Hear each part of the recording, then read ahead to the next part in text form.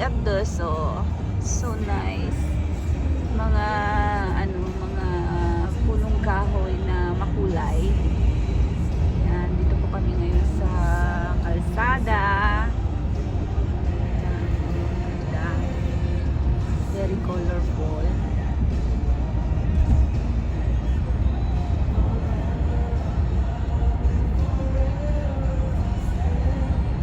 Baka yun na yung charge source. Yeah, siguro. Hi guys, welcome to my YouTube channel. We are visiting Quebec City. Yan po, it's autumn na ngayon. It's autumn here in Canada, in Montreal. But we are in Quebec City. Yeah, Quebec City, Quebec.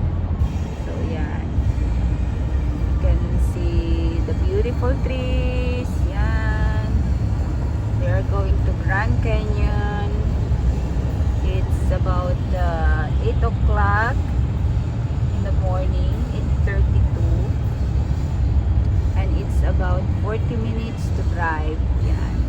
Tignan natin yung mga beautiful trees. Wow, so wonderful. So nice.